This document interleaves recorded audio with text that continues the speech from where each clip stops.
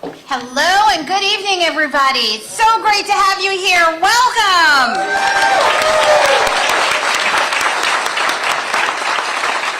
This is an incredible crowd tonight, and we know that you have traveled from both near and far to be here, and it really is a testament to the love that we have for our governor and our First Lady. We're so excited.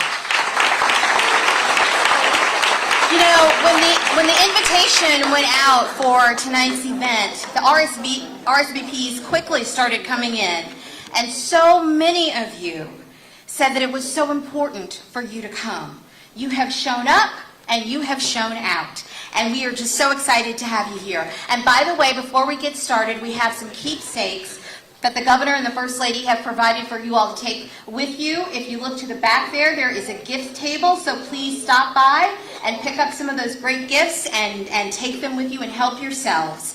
I know some of you, and it's been so great to reconnect with so many of you, but for those of you who don't know, my name is Shauna Sanford, and I have had the privilege of working in the governor's communications office since 2016. It's been an honor, and it has been a privilege, yes. I've said so many times tonight, I cannot believe that we are here at this point. 8 years have just flown by. And somebody said, yes, they go by quickly, and they don't. They do, and they don't. And that is so true. You know, the feeling that I have is certainly not one that I am the only one who has. You will hear from other staff members in just a few moments who feel the same way as I do. Following me, you will hear from Dr. Dana Hunter, who is the Director of the Governor's Office of Human Trafficking Prevention. Then we'll hear from First Lady Donna Edwards, then Matthew Block, who is the former Executive Counsel for the Governor, and then the man himself, Governor John Bel Edwards.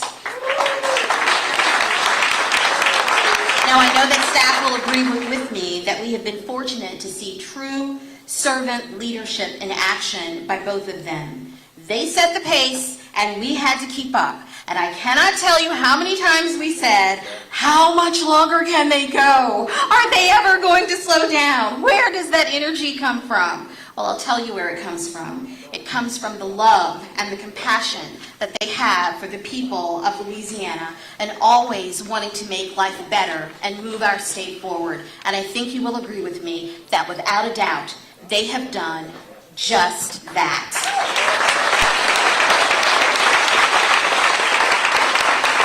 So tonight, we will take a look back at the challenges and the triumphs, and we will celebrate the promises made and the progress delivered. Now, the governor has said this on more than one occasion, and I'm sure that you all have heard it, and we completely agree with him.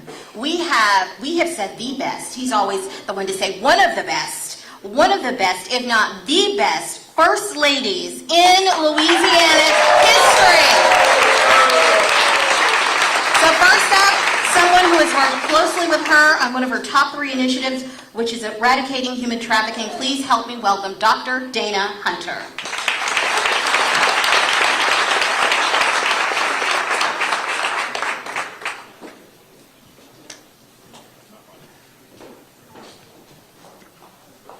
Good evening, everyone. Psalm 37 and 23 reads, "The steps of a good man are ordered by the Lord." Years ago, a beautiful soul named Donna Hutto was born in Meridian, Mississippi, and somehow the Almighty God ordered her steps to a small country town called Amite, Louisiana, where she would meet her high school sweetheart, John Bel Edwards. The two would marry in 1989, not knowing that one day in their future, Donna Hutto Edwards would become the anchor for her family and the rock for her husband, who would be named the 56th governor of the state of Louisiana.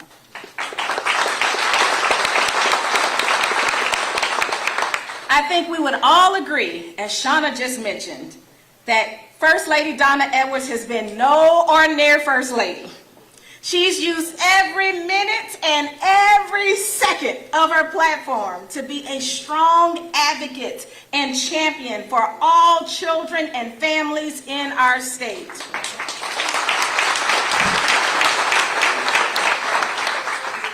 her foundation, she provided music, arts, and movement education to thousands of children in schools across our state. She also provided leadership and support for more than 4,000 children and youth in our foster care system, ensuring that each child in Louisiana's foster care system has a safe and stable place to call home. First Lady Edwards also advocated for Louisiana's first monumental allocation of state funds to support child advocacy centers across the state of Louisiana, where nearly 6,000 children and youth victims of sexual exploitation receive services each year. Mrs. Edwards has also been a fierce champion in addressing human trafficking. With her leadership, Louisiana has gained national recognition and is now becoming a model for other states in addressing this crime. In 2021, First Lady Edwards established a national coalition for the prevention of human sex trafficking and welcomed first spouses to join her. Through her coalition and foundation, she's provided support for hundreds of human trafficking victims and has partnered with entities to train more than 6,000 professionals internationally, nationally, and statewide through her global summits and statewide trainings. She's also helped to finance and support global organizations such as the Santa Marta Group, as well as organizations right here in our own backyard that provide housing for human trafficking victims, such as Metanoia Manor, Eden Centers, Covenant House, and others. These accolades, ladies and gentlemen, are just the tip of the iceberg. Donna Edwards has a heart for all people, regardless of their race or status.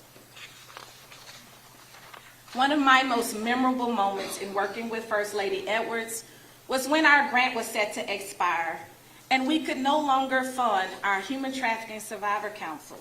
So we were concerned, wondering, okay, how will this work continue where we bring survivor leaders to the table and help them, use them, and listen to their voice to inform our work? Well, many of us in this room have heard of Morris Bart's slogan, "One call, that's all."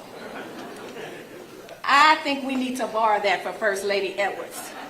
Because with Donna Edwards, it's one call, that's all.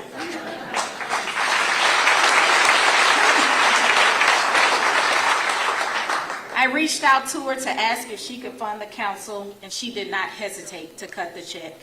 Not only did she not hesitate to financially support the council, she was present at each meeting and offered space at the governor's mansion to host these meetings. Many of us would agree that with Donna Edwards again, it's one call, that's all. In closing, I've had the privilege of working closely with Ms. Edwards over the last 7 years. I've observed her to be selfless, hardworking. Did I say hardworking? Very down to earth, and a first lady who is not afraid to sit down and touch hands and empathize with society's most downtrodden citizens. She's a woman of faith, always showing the virtues of love, humility, and hospitality. With her husband's support, she helped to make the governor's mansion a house for all of Louisiana's citizens.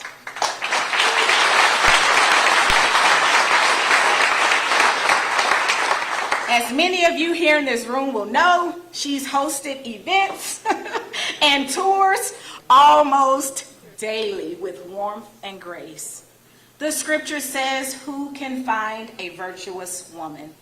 Well, Governor, I think we would all agree that you have found one.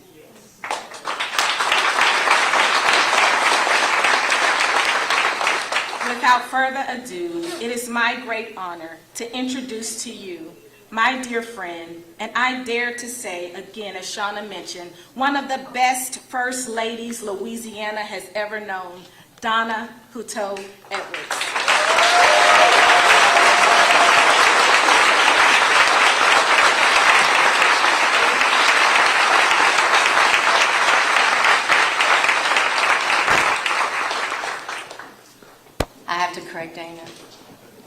Hutto. But I love you, Dana. Thank you, Dana. I appreciate you so much for that beautiful introduction. Hello, everyone. And thank you all for being here for tonight. It means so much to me and to John Bell and our whole family. The last 8 years have been nothing short of extraordinary. Serving as governor and as first lady has been an honor, and it has been a blessing, and it has been humbling for us both. And we could not have done it without the love, without the prayers, and from all of you and so many others, with all of our staff, with all of our friends, and with our family. And we're truly, truly grateful. Our lives have changed in incredible ways since 2015. John Miller, our youngest, John Miller's over there, was in the 8th grade. Stand up, John Miller. Look how he's grown. And he will soon graduate from LSU. Yay. Sarah Ellen, stand up.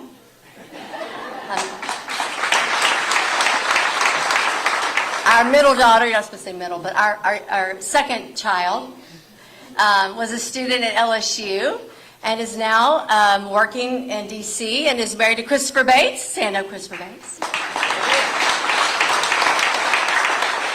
Our oldest daughter, Samantha, was in grad school and preparing for her wedding, the first wedding at the mansion. You had two, you know. And she married Jonathan Rico. And ladies and gentlemen, she is on her way. Actually, she just arrived at the hospital in New Orleans and just checked in. So we will have a baby.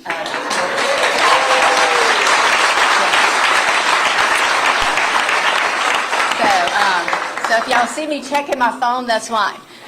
So to say that we are excited is an understatement. So we're excited. We have all heard the saying, there is no place like home. There's no place like home. And I didn't wear my ruby shoes, but it is true. It's more about the people and the memories. And it feels wonderful to be back in the very place where we started, here in our hometown of Amite. And this is where John Bell and I met. It's where we grew up, in a loving, faith-filled home.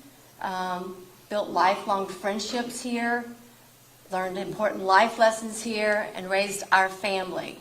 And we're so proud to call Amite and Roseland our home. We really are.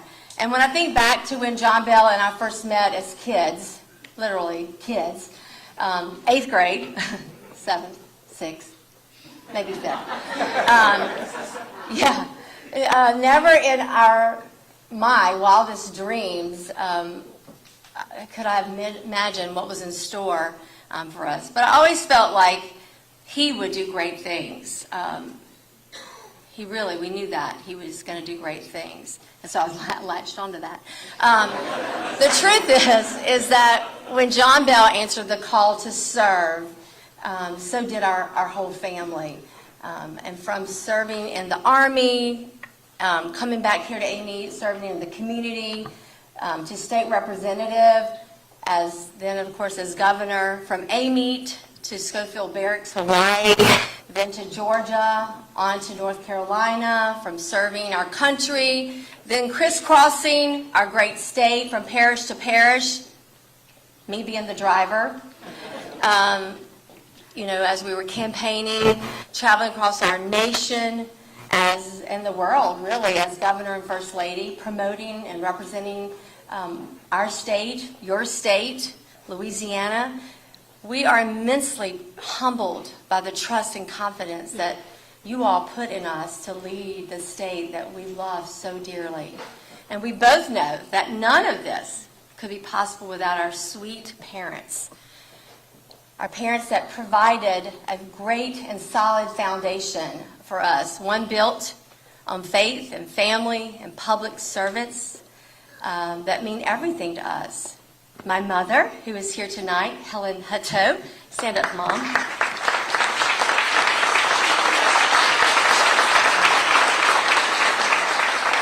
thank her for loving me and being with me all the way through. And although we have lost both of our fathers, John Bill's mother last January, we carry them in our hearts every single day. One of my favorite songs, I'm not going to say this right, Maureen Morris, is that right? Maureen Morris. I wrote about this on my blog, Love in Louisiana. Two of my favorite lines are, when the bones are good, the rest don't matter. And the house don't fall when the bones are good. And John Bell and I count it a blessing to be raised in homes filled with good bones. Homes filled with God, prayer, love, and encouragement. And those are exactly the things that we have tried to impart in our own children and our family and in the work that we have done for the people of our great state. And we have taken our responsibility to serve you with all that we have and to offer this state the dedication of service it deserves. Through our time and our effort, we have always strived to do better, to be good, and make you proud. You know, I came into the office of First Lady not knowing everything I wanted to focus on and not having a job description either.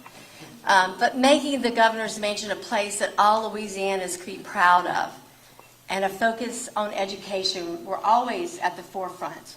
I wanted to use my platform to make a difference in the lives of women, in the lives of children and families. And after much prayer and conversations, I started my Louisiana First Foundation, and my 3 initiatives evolved over time. Teach man. I always say ma'am. Yes, ma'am, no, ma'am, thank you, ma'am. A word of respect in the South and the military. Teach man. Then I had the Louisiana Fosters. And finally, a focus on the prevention and raising awareness of human sex trafficking.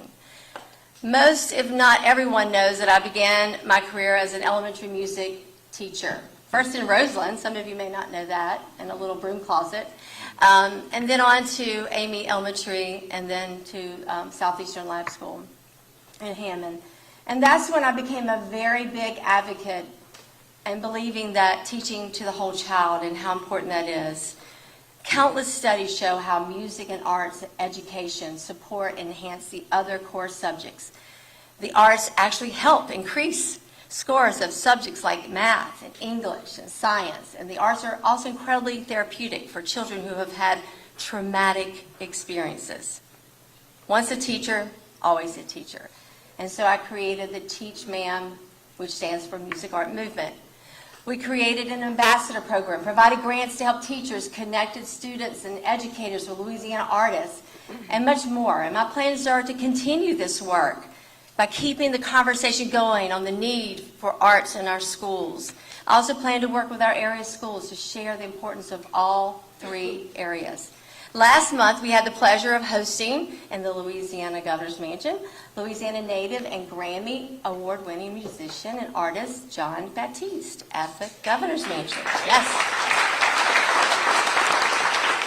And Jon Batiste is the perfect example of why we need to keep music, art, and music in our school curriculums. There is a Jon Batiste in every school in this state. And that is why we need to encourage there to be more music in our schools. Encouraging and nurturing children is important. Also encouraging and nurturing children in our foster care system is what led to the launch of Louisiana Fosters, working with the Department of Children and Family Services and other state and national organizations. It helps connect foster children and parents to a supportive network of resources from government, nonprofit, community, business, and faith-based groups.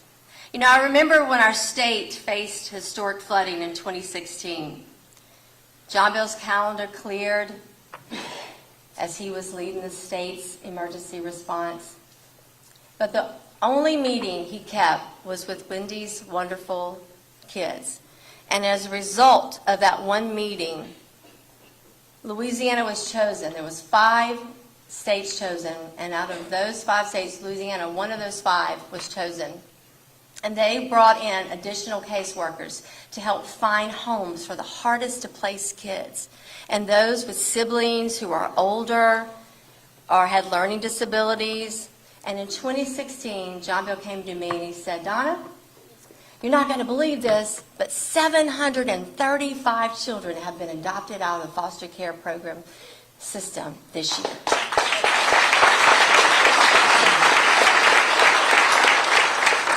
And he said, he told me, and it probably will never be that high again ever. And that was an amazing achievement to be proud of. And I thought to myself, yes, that's amazing. But he should know me by now. And I'm a praying woman and a wife. And guess what? The numbers continue to be amazing. And in 2017, 771 children were adopted.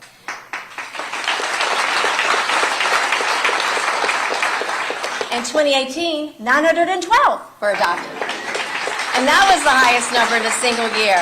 And the numbers have fluctuated over the years. And even in COVID-19, it was incredible. Children were adopted at high numbers. And in 2020, there were 756 children adopted. There are more than 600 to date. Over 6,000 foster children over the last 8 years have been adopted out of the foster care program.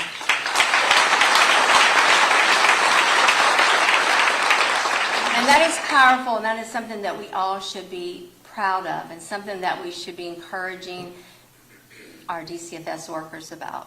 They should be encouraged because they're the ones who are doing the hard work each and every day. And we supported, John Bell and I supported them, supported important legislation, including extending the age of children that can stay in foster care from 18 to 21. That is huge. Yes. And launched Louisiana Fosters and encouraged civic and faith leaders and organizations to get involved. One of our signature programs under the Louisiana Fosters is One Church, One Family, One Child. And the idea came when I learned that at any given time in Louisiana, there's nearly about 4,000 children in the foster care program any given day in Louisiana. And there's about 4,000 children in our foster care program, and there's about 4,000 churches in Louisiana any given in 4,000 churches in Louisiana. Although I asked Google one day, how many churches in Louisiana? And Google says there's 7,000. But so it really is a simple thing. If every church in our state would recruit one good family, and that family would take and a family would go through the foster care program and take in a child, we could take those children and that church wrap themselves around that child and that family. We could take care of the foster care children in our state, y'all. That one program. So talk to your churches. We can do this. So I am grateful to all the churches that have already gotten involved. I mean, we've already got a lot of churches involved. So thank you if you've been doing that work. So thank you. Addressing the very real problem of human trafficking is my third major area of focus. And John Bell and I have made it our mission to help end this terrible crime and help survivors regain control of their lives. And we're not going to stop now. I am proud to announce, drum roll, that Dr. Dana Hunter, stand up, Dr. Hunter.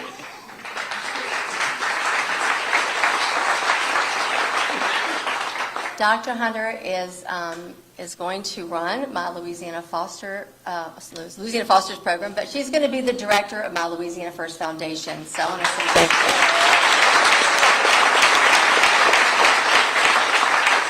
She has already put in such hard work. She's already put me to work. She says I work hard. She's incredible, and she's going to take it to a whole different level, and it's going to be an amazing foundation from here on out. Here is why the work must go on. The average age of a traffic victim in our state is 13 years old, and it happens in big cities, in small towns, and it happens in Amite, and everywhere in between. And it happens in plain sight, which is why we need to continue shining a light on this dark and heinous crime. I believe that God puts us in these positions to serve Him and helping others. And John Bell and I am proud to have helped launch Metanoia Manor, which she mentioned, which is a safe haven for those who have been victimized, and is the only one of its kind in the country, and we hope it will serve as a blueprint for others to duplicate. I volunteer and I talk with these young girls about their hopes and their dreams through teaching them how to play the piano, making jewelry, painting. We've had important conversations, and by the way, those activities Those are music and art, and those are therapeutic. And these young girls, it has been an honor to have been a part in bringing healing into their lives. Since 2017, I've hosted several summits, both in person and virtual, bringing experts from the Vatican and professionals from all over Louisiana and the country who have already been working in this field to share best practices and collaborate on ways we could all work as a more united force. Working with first spouses from several states, we have formed the National Coalition for the Prevention of Human Sex Trafficking. We launched the first statewide human trafficking awareness campaign during the NCAA Final Four Championship in New Orleans in 2022. Louisiana is a leader in human trafficking prevention and awareness because of the work we have done. I'm especially proud of the work John Bell has done with state lawmakers of every political party enacting some of the toughest laws in the country that hold the perpetrators accountable and help the survivors. There's so much more that I could share, but we would be here all night.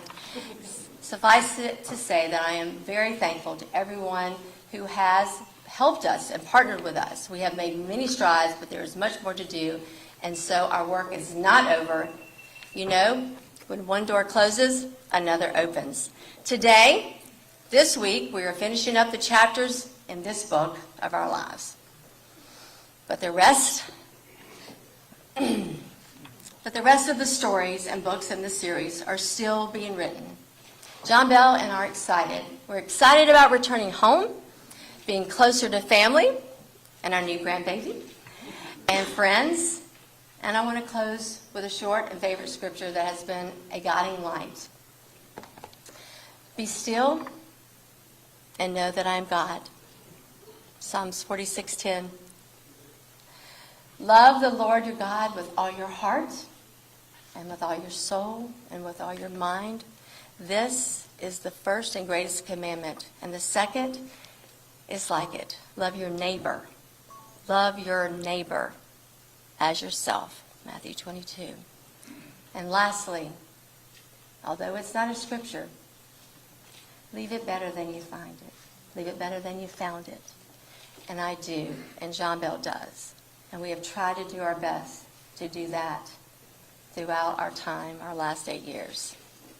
And to John Bell, to the love of my life,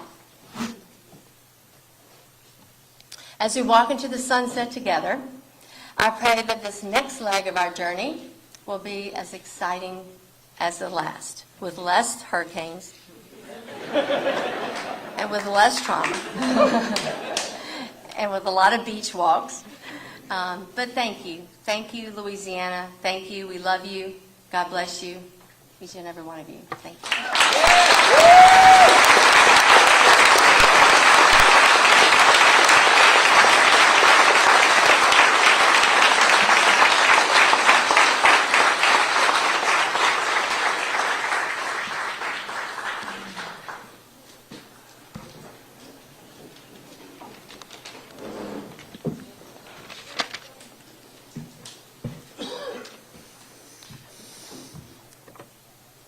It's my honor tonight to be with you, to be able to introduce the governor of Louisiana tonight.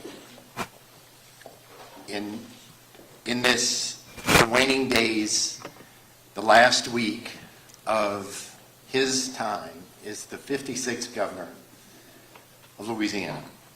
And I know that none of you showed up here tonight. And by the way, thank you, all of you, for showing up here tonight.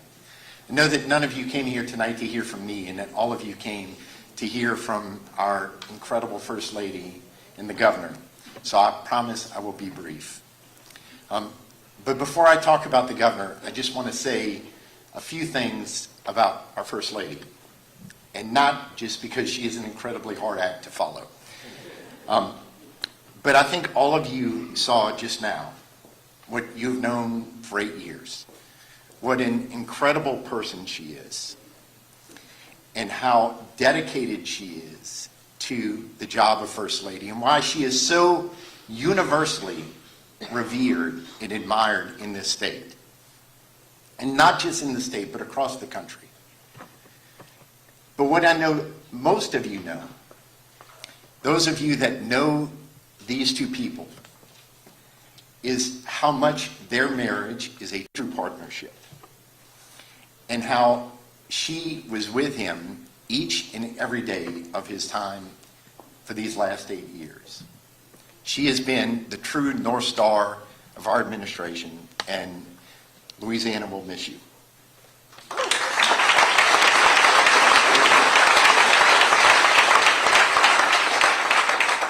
So 8 years ago this week, as the governor was waiting to be inaugurated on the steps of the Capitol, and waiting to put his hand on his family Bible and become the governor of Louisiana, his friend and West Point classmate Murray Starkle introduced him. And in so doing, in describing his friend of 30 years, Murray read a part of the West Point Cadet Prayer. And what he read was, "Make us choose the harder right instead of the easier wrong." I thought a lot about those words for the last 8 years. They struck me that day, and they continue to strike me today. And I can tell you without hesitation, as I stand here tonight, that through some of the darkest moments in Louisiana's history, the governor has both lived his life and led this state choosing the right path. Though sometimes the easier path, the wrong path, would have been the easy one to take that road. But instead, he made the difficult decisions. Now, I know that shortly when he comes up here, the governor is going to talk about all the things that he has done as governor and how Louisiana, by almost every measure, is a better place than it was 8 years ago. But for me, and I'm sure for so many of you, I think of this more personally, because we in Louisiana have been incredibly blessed to have a governor who is a man of integrity, who is a man of honor and courage and character, a man who woke up every day of his 8 years hard at work, doing his best to make Louisiana a better place. Through a historic budget crisis, through floods, through 3 of the most significant hurricanes to ever hit the Louisiana coast, through a once-in-a-century pandemic that claimed the lives of too many of our brothers and sisters. The governor, ever optimistic, ever confident in the path that we were on, led us onward and through. And now he can come back home. And he can take solace in the words of Matthew chapter 25, verse 23.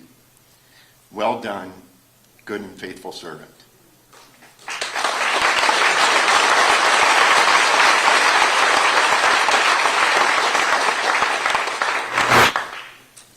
As I look around this room tonight and see so many faces of those of you who have known this family for so long, who have worked through the campaigns together, who have worked for the governor and with the governor these 8 years, for this man we all so deeply admire, I am confident that I can say for all of you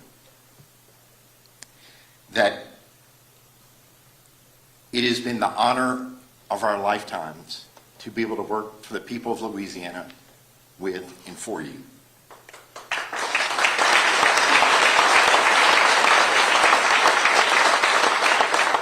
So, ladies and gentlemen, and it is especially appropriate that this be here tonight in his home parish that is so near and dear to his heart. I'd like to introduce to you my friend, the governor of the great state of Louisiana, John Bel Edwards.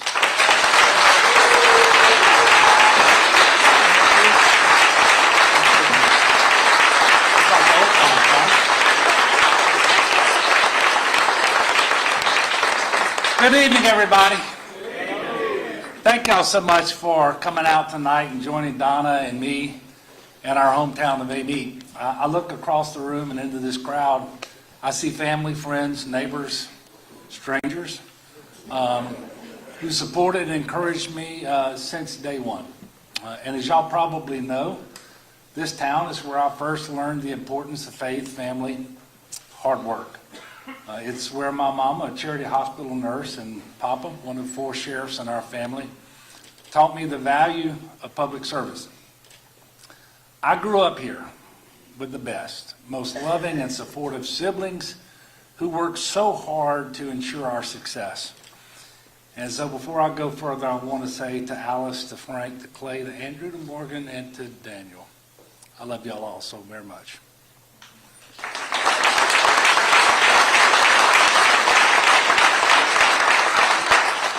And contrary to what the First Lady said, Amite is we're in the 7th grade. I met a sweet, beautiful schoolmate who I knew not long after that would be the love of my life. She's obviously here with me tonight just as she has been every day since.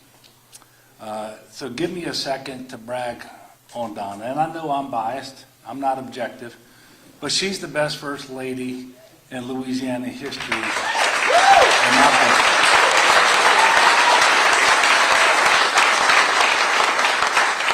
And as she said, there's no job description for that position.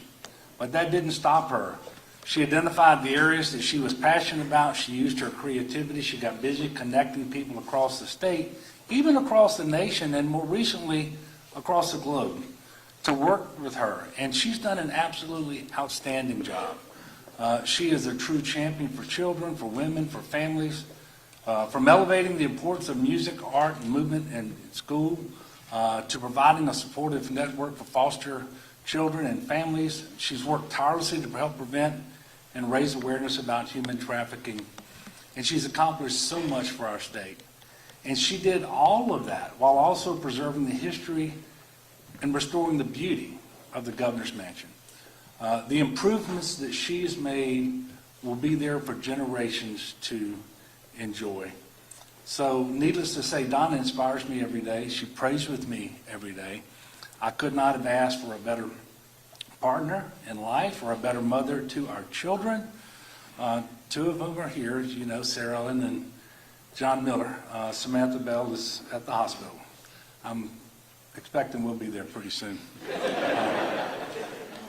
And our children have been absolute troopers. You all need to know this. Politics is really fairly hostile these days. It's nasty. And the family takes it much more seriously than the politicians and the office holders. But they have been absolute troopers through the last 10 years and a great blessing to us, and I love y'all as well.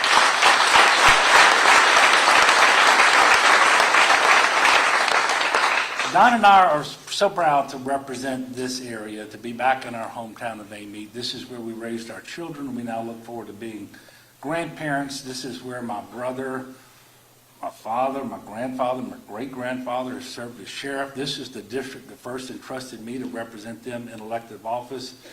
And I have worked hard to maintain that trust every single day in every decision that I've made. And that is why I wanted my final speech as governor to be here with you where it all began. None of our success would have been possible without the people of Amite, Tangipahoa Parish, without the people in this room. I'll never forget the day I was sitting in the legislature and I was talking to my good friend Sam Jones, telling him that I'd had enough of the governor we had at the time. I felt he was leading us into a crippling budget crisis, the extent of which we really didn't fully understand at that time. Students were fleeing the state because of the largest disinvestment to higher education in the country. One of the nation's largest percentages of working poor people were being deprived of health insurance that was readily available if you just said yes. Business as usual politics was holding us back. So I looked at Sam and I said, I'm running for governor. Now, not many people believed that I could win. But choosing the path was never about power. It was never about proving a point. It wasn't about politics. Truthfully, it wasn't even about me. It was about people like everybody here tonight. And I'm so proud of this room because this room looks like the state of Louisiana. You know,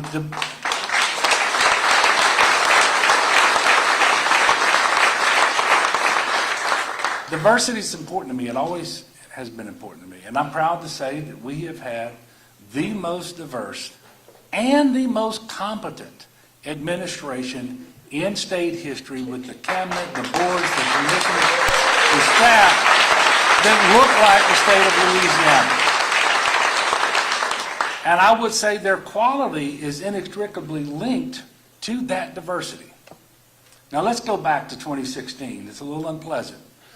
But let's talk about the challenges that we've met, the progress we've delivered over the last 8 years.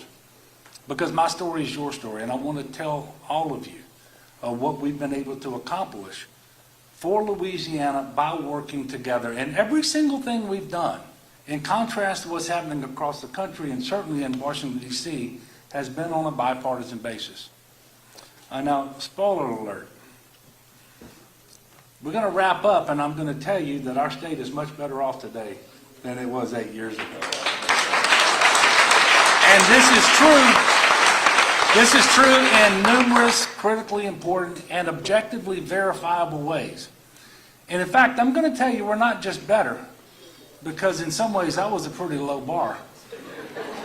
We're the strongest and the best we've ever been in many, many of these measures. When I took office, the state had a $2 billion deficit and a grand total of $400 million in the Budget Stabilization Fund. I'm leaving with a balanced budget and more than $3 billion in two reserve accounts. The Budget Stabilization Fund, also known as the Rainy Day Fund, now by itself has $1 billion, more than it has ever had in our history. And there's another fund that didn't exist until 2016, and we created it. It's the Revenue Stabilization Fund. It has more than $2.2 billion in that fund. The news keeps getting better. Last year, we ran a $300 million surplus that will be available for the next governor and legislature. We have $91.4 million excess revenue in the current fiscal year, and the forecast for next year went up by $100 million. We have addressed the fiscal situation of our state. And simply put, we are in excellent financial shape. And these savings have been accomplished while we are investing in our critical priorities again. We're paying record amounts to the pension system's unfunded accrued liability. We're retiring debt. We're paying judgments. You name it. I want to talk about education for a moment. You know, the primary reason I ran for governor in the first place was because of those disinvestments. Well, we've given teachers a total of $5,300 in raises and $2,650 for support workers. We have significantly increased funding for early childhood education. In fact, more state general fund in the current budget for early childhood than ever in our history. And I'm going to go off script for a minute. We all want better educational outcomes for our kids. If we will just keep investing in early childhood for a generation and see those kids get all the way through school, we will be there. We will be there. We're also making historic investments in higher education, including an increase of $465 million in recurring funding for operational expenses of our community technical colleges and our universities. And we're doing this through honest budgeting practices that are fiscally sound, budgets that adequately fund our most critical priorities. We've operated state government in a cost-effective, efficient, and transparent manner. How do I know we're the most transparent administration in history? Because Bobby Jindal wouldn't sign the bill, including the governor's office in those transparency initiatives, until he was on the way out and I was on the way in. I'm the only one that's ever operated under it.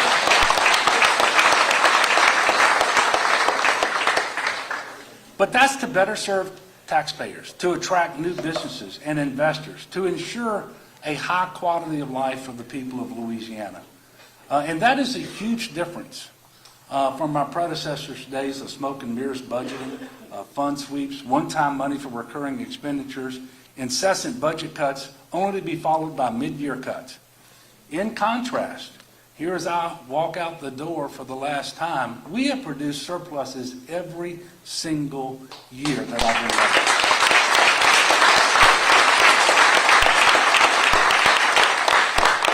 So I think it's appropriate that I pause for just a moment and thank Jay Darden and all the people at the Division of Administration, with wonderful staff for that excellent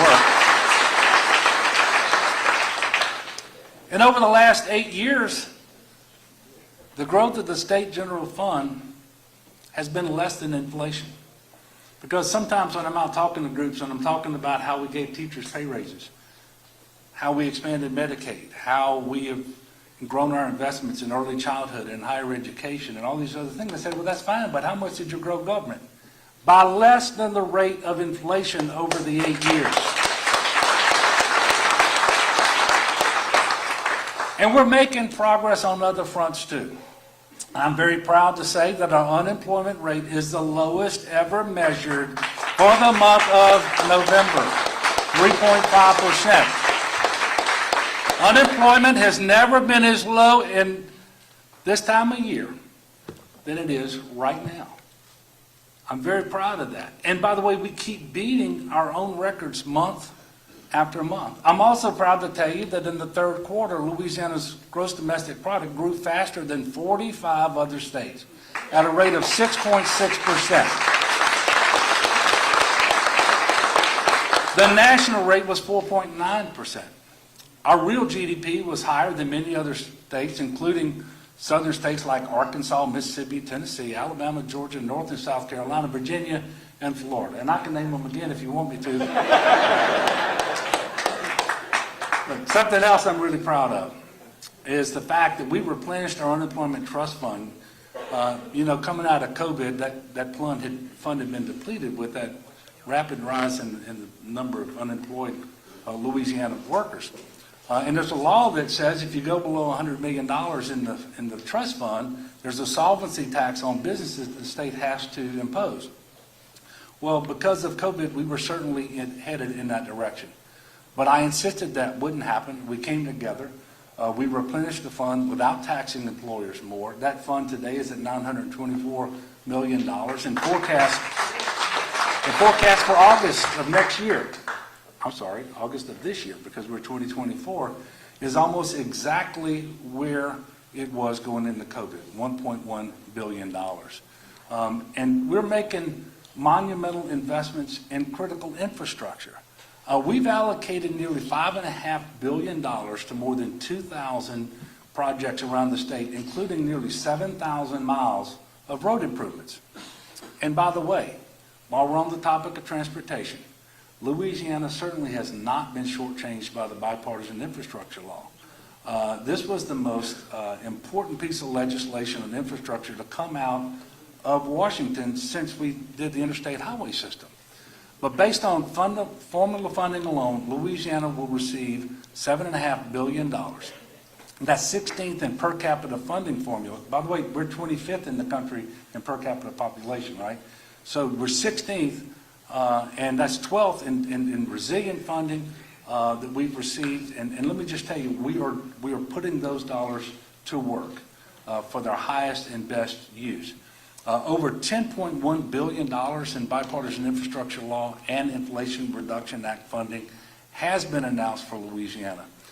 This includes $1.29 billion for resilience of infrastructure, much of which is allocated to protect Louisiana's coast through grants to CPRA, but also through direct federal spending by the Army Corps of Engineers. And speaking of the bipartisan infrastructure law, we committed years ago to closing the digital divide by 2029. That was a result of a task force that I created to study rural areas of Louisiana so that we could revitalize those areas. And one of the things they came up with at the top of the list, we got to make sure there's high-speed, affordable internet all over our state. Just a few weeks ago, I announced that Louisiana is absolutely leading the country in putting that bipartisan infrastructure law broadband funding to work. We're the first state in the nation to receive our funding allocation, setting a model for other states. That's $1.35 billion that our state will have to end that digital divide by 2029, so that every residence, every business in the state of Louisiana has affordable, high-speed internet. Now let's talk about the progress we've made in economic development. We've announced more than 261 economic development projects representing $94 billion in capital investment across our state. Those projects will result in the creation of 80,000 plus direct and indirect jobs. We've expanded programs to create small business contract opportunities with the state.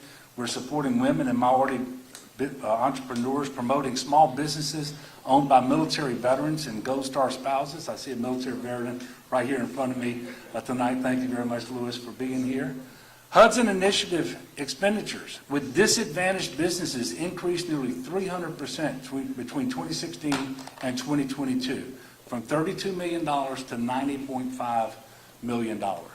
In 2016, I signed an executive order to rein in and reform the industrial tax exemption program that was more generous than it needed to be. So now, instead of the 100% exemption from ad valorem taxes, property taxes that ran for 10 years, it's now an 80% exemption for a 5-year term, with the option for another 5-year term if the manufacturer meets all of their obligations. And we tied this exemption to job creation, and we gave locals a voice. This is especially appropriate because it's only local dollars at issue. The state doesn't levy a property tax. And there were fears that these ITEP reforms would reduce capital investment in the state. But not only were those fears unfounded, they were exactly wrong.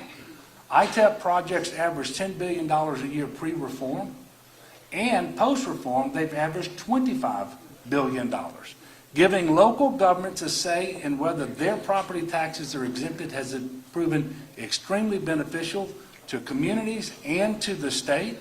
In fact, locals have realized more than $750 more in revenue to fund police and fire protection, education, local roads and bridges than they would have had we not reformed the program.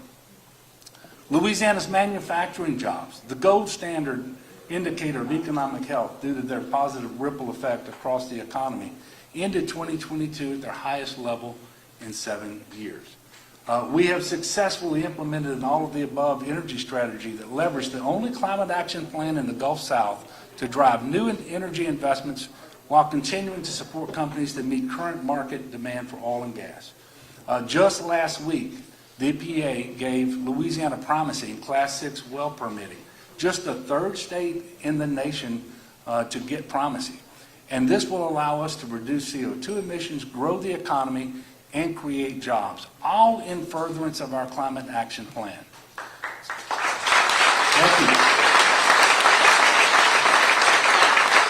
And the result of these efforts is that Louisiana is now a global leader in an energy transition and a major international player in the booming LNG market. Economist Lauren Scott predicted a few weeks ago that Louisiana will add 80,000 new jobs in 2024 and 2025, thanks in large part to the huge investments we are seeing across the state in clean energy projects. We capitalized on coastal restoration efforts to establish Louisiana as an international water management industry hub, anchored by the Water Campus in Baton Rouge. We've completed 72 projects, we've started 82 more, and we have procured $12.5 billion in coastal funding. We're diversifying our economy. We've supported investments in emerging sectors such as tech, cybersecurity, life sciences, aerospace, and reinvestments in logistic assets like the $1.8 billion Louisiana International Terminal container facility at the Port of New Orleans. And I'm immensely proud that my first act as governor was to expand Medicaid.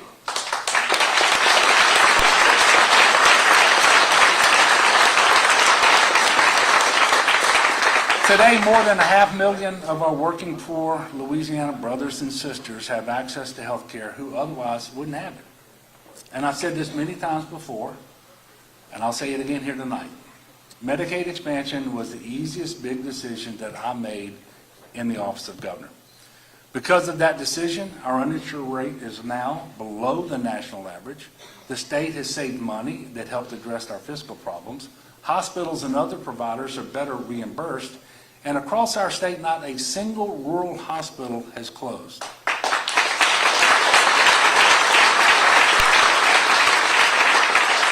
That is a far cry from the situation of some of our neighboring states. In 2017, we advanced bipartisan criminal justice reform. We reduced our incarceration rate from 760 per 100,000 in 2016 to 564 in 2021, which is the latest data that we have. And I said we would do this when I ran for governor, not knowing if I could deliver, but on my way out the door, I can tell you Louisiana does not have the nation's highest incarceration rate.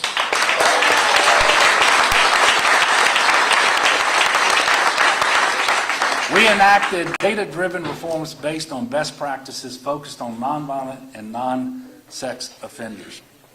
And we did all this while also overcoming some of the worst natural disasters in Louisiana history and a global pandemic. And speaking of the pandemic, I'm just going to tell y'all,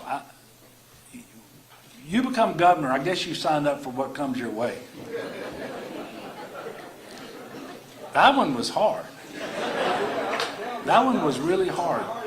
But I will tell you, we were blessed in Louisiana to have truly wonderful and competent and caring public servants who were experts in their field at the Department of Health, in the Office of Public Health. And I want to thank Dr. Courtney Phillips. I want to thank Steve Russo and Dr. Joe Cannon.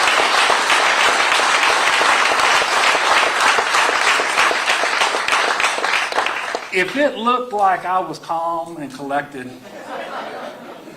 and somewhat knowledgeable, it was only because of their tremendous work.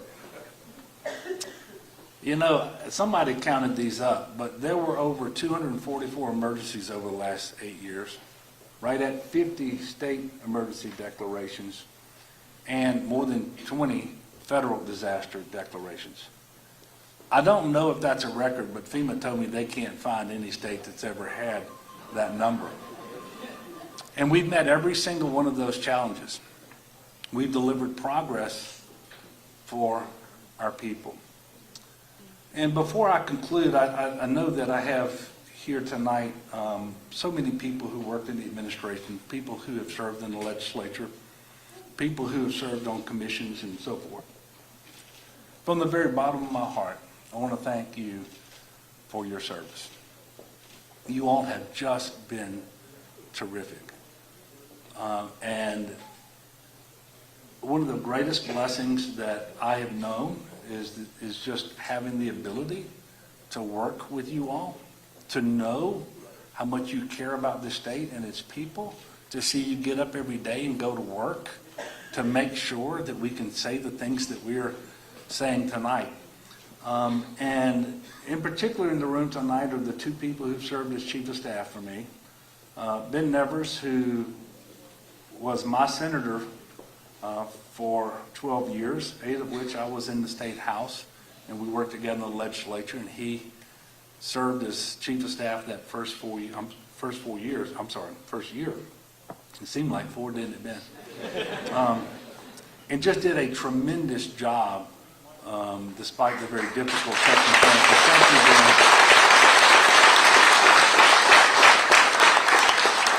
And then for 7 years after that, Mark Cooper has been my chief of staff. I don't think chiefs of staff ever last 7 years. Mark, thank you so much for your wonderful friendship and your work. I look across the room and I know many of the folks here today were present when I gave my first inaugural address at the Capitol in 2016.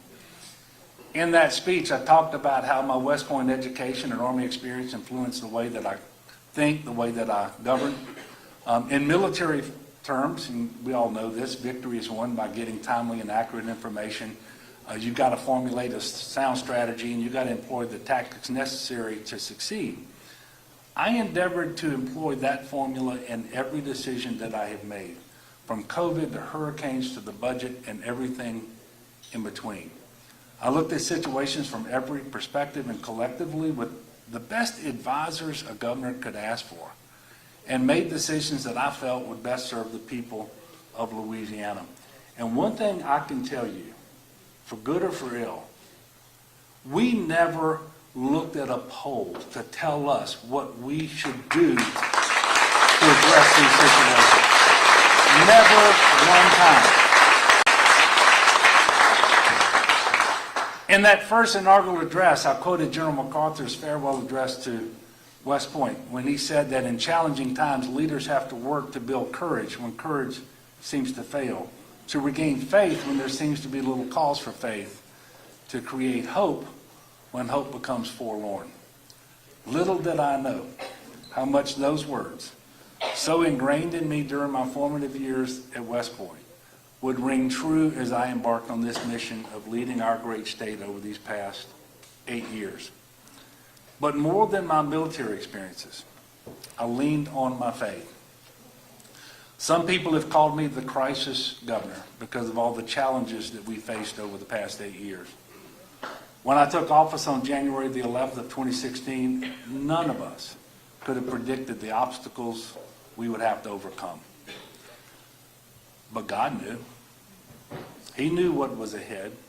I put my trust in him, and I will be forever humbled that he and y'all saw fit to entrust me to lead and to serve Louisiana during those trying days. And my prayer at the beginning of this journey, and really every day since, was that of Solomon. But I'm going to use my words. And I know Brother Rodney has heard me say this. Just give me the wisdom to know the right thing to do and the courage to do it.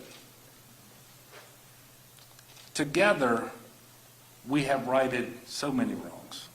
We built on the future while maintaining what makes Louisiana great. The sugar cane still grows. The Red River still flows. Tourists still flock to Mardi Gras. The Tangipahoa pear strawberries are still the best in the world. The good times still roll. And yes, we have challenges to be sure. But this beautiful melting pot of cultural gumbo that we are blessed to live in has never been better. We did put people over politics. And without question, by almost every available metric, we leave Louisiana much better than we found it 8 years ago, and stronger than ever in many, many respects.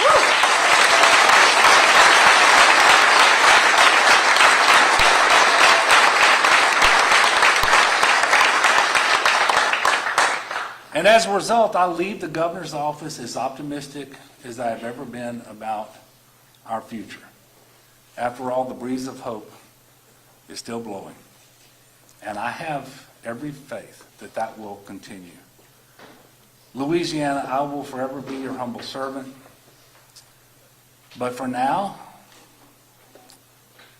and I say this to all my friends here in they meet, I'm coming home with a grateful heart for the opportunity that I have had to serve this wonderful state and all the beautiful people who inhabit it. God bless you all, and God bless the great state of Louisiana. Thank you.